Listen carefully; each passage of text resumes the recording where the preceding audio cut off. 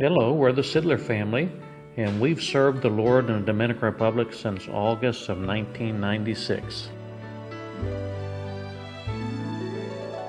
I was saved through the ministry of Independent Baptist Church of Clinton, Maryland, and it was Independent that discipled and equipped me for the work of the ministry as a missionary.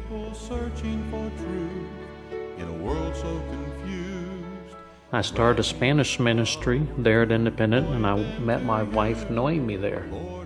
Then God called Noemi and I to serve as missionaries in the Dominican Republic. While we were raising our support, our daughter Angela was born. Then Michael and Sarah were born in the Dominican Republic. So much work for you and me to do. No time to relax or be unwise. The Dominican Republic shares the island of Hispaniola with the country of Haiti, and Hispaniola is located in between Cuba and Puerto Rico. God led us to start a church in the community of Quito Sueño in the province of San Cristóbal.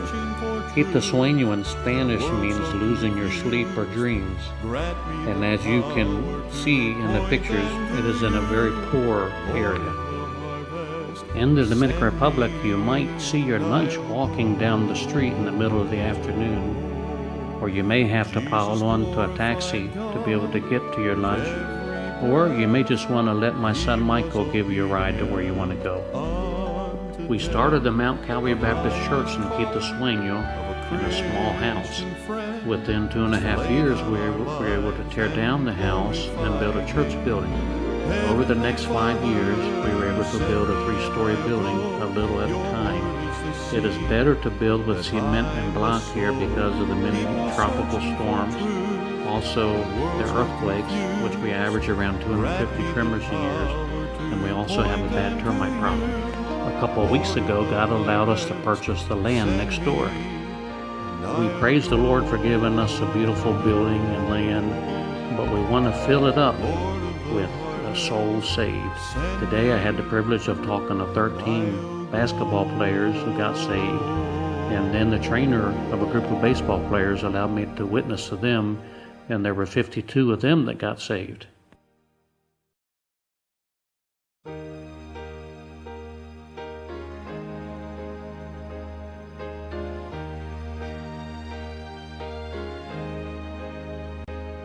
After the folks get saved, we do all we can to get them to church.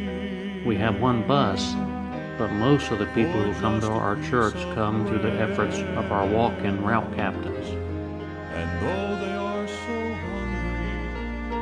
When we get people to church, we try to minister them in music from our church choir, from our congregational singing, and from other specials.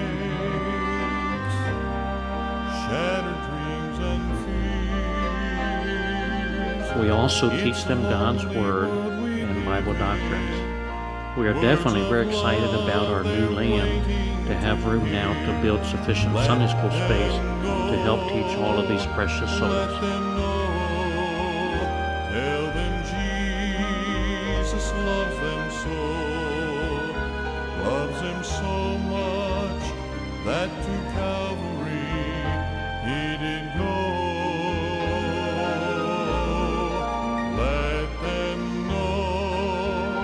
Let them know that they too can go. And absolutely the most important emphasis in our church is for the preaching of God's Word. Let them know, let them know.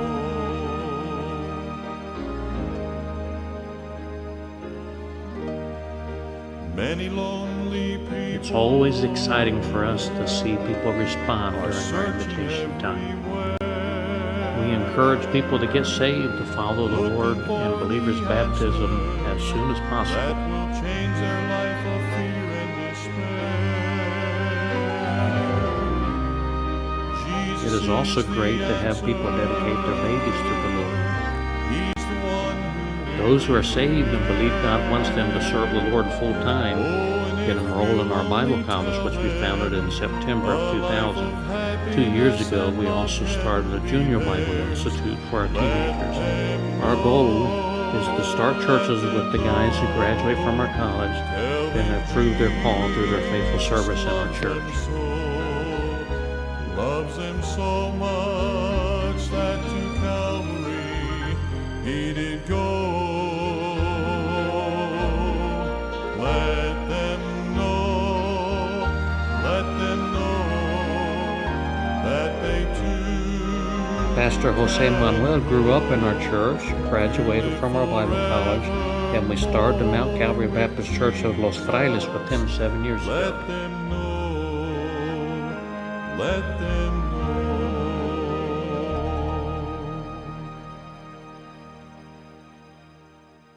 Pastor Fellow went 5 hours from the capital city here to an area called Loma de Cabrera and another called Dajabon.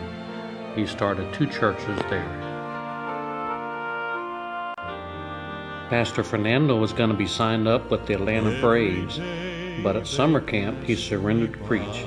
After serving in our church for years and going to our Bible Institute, he became the new pastor of our church in Vietnam. And Pastor Fernando also started a church in an area called La Nueva Barquita 1 year ago. Pastor Wellington and his wife Jenny are serving at the Resurrection Baptist Church. We didn't start that church, but they needed a pastor, and Wellington and his wife went to serve there. Pastor Oliver was going to be signed up by the Cleveland Indians, but he gave it up when God called him to preach at camp. He and his wife are going to start a church in September in a place called El Fantino. Pastor Leonardo is my extremely hard-working assistant pastor. We just started a church in an area called Barsequillo 3 months ago that Leonardo is overseeing. Pastor Delmiro and his wife have decided to stay at our church and help us continue to train new leaders. After missionary Josh Weston drowned saving some drowning teenagers in his church, Joy and her kids believed that it was God's will for them to stay here in the Dominican Republic.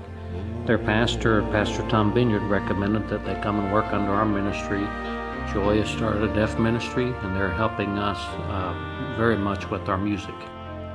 Here are some pictures of us bringing in some tracts and some Johns and Romans from the Beacon of Truth Baptist Ministries that Dr. Creed and Brother Gary Sprunger helped raise money to get for us.